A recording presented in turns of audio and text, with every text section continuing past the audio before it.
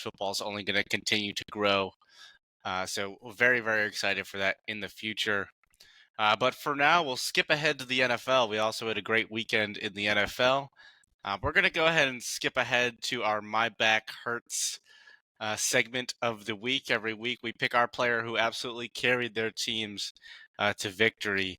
So, Corey, I will throw it over to you for your My Back Hurts player of the week. Yeah, we're going to run it to the Miami game where they put up Madden-looking numbers. Absolutely absurd. Denver should just clean house. Whole roster gone. Get rid of the front office. Everything. Ownership should probably sell. Give away their whole fortune. Everything needs to go. I'm going to go with the running back for Miami, Devon Achane, I believe. I could very well be pronouncing that wrong, and I even looked it up. So, come at me for that if you want. That's fine. But he was 18 carries for 203 yards and 2 touchdowns. I believe his longest run was just shy of 70 yards. I mean, how? How do you beat a team that has a running back that runs for that many yards on that many carries with still getting 2 touchdowns? And then he wasn't even their leading scorer. I mean, you can't. It could have just as easily have been Tua, by the way. Great pick. You also had Raheem Mostert, also got me about 40 fantasy points. So anybody from the Dolphins really would have been a great choice from this week 3. Jalen Waddle didn't even play, and I think he still got 10 points. just for writing his name, on the test, he gets points. Yeah. Danny, who did you have week 3 by Back Hurts player of the week?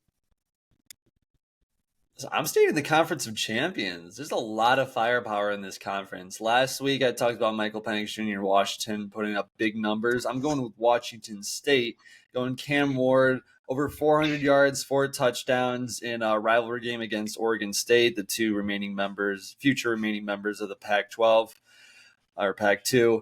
And Oregon State and Washington State, really good teams this year. That was a really good game to watch. It was absolute shootout. Slammed the over on that one.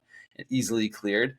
I'm going Cameron Ward for the Cougs this week for My Back Hurts. Awesome. Yeah, that is a great pick. That was a great game, and that conference is going to continue to provide fireworks throughout the year. My pick, I went over to Justin Herbert, Los Angeles Chargers from last week, despite Brandon Staley almost ruining that game and going 0-3. For sure, we would have needed to see Kellen Moore elevated to head coach if they threw that one away. But Justin Herbert, 405 yards, 40 of 47, 3 touchdowns, and no interceptions. The offense has not been the problem for the Los Angeles Chargers this year, so hopefully they get on a roll. But my Back Hurts player of the week for me is going to be Justin Herbert. So we will go ahead and transition now to our Meatball plays of the week. These are funny bloopers, bonehead plays, may have cost you a drive or even the game. Corey, go ahead with your Meatball play of the week. I'm just still astounded by it. But Notre Dame running 10 men onto the field at the end of the biggest game of these kids' lives, Freeman's life as a head coach. It just speaks to not being prepared. It's sad for their fans, who I don't care about in the slightest, and pathetic. And if I could have had both teams lose, trust me, I would. But at least one of them is going to be heartbroken if the other one gets some stupid comeback story, So that was my Meatball play of the week. You could have picked the terrible pass coverage where they got the ball down to the 1-yard line. But yeah, running 10 men onto the field, it's good to know that Notre Dame education allows you to count to 10, almost 11. Yeah, I can't remember who called the timeout, but it's the new rule. You cannot call back-to-back timeouts anymore this year. So I don't know if Notre Dame called a timeout before that play, and couldn't call a timeout again once they realized it. But I think that's an interesting recall this year, in that you cannot call back-to-back timeouts. Mm-hmm. Danny, over to you for your Meatball play of the week. Yeah, I'm going one that happened outside the lines. Colorado, Oregon this past weekend before the game started. to kind of make fun of Coach Prime, the Oregon Duck, whatever the Duck's Oh, name yeah. is, came out in prime glasses and the I saw cowboy that. hat.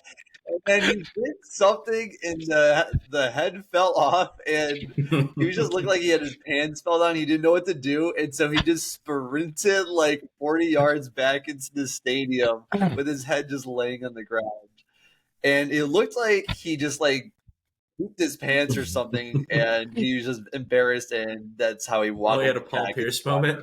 room. Yeah. I did see that. That was very, very funny.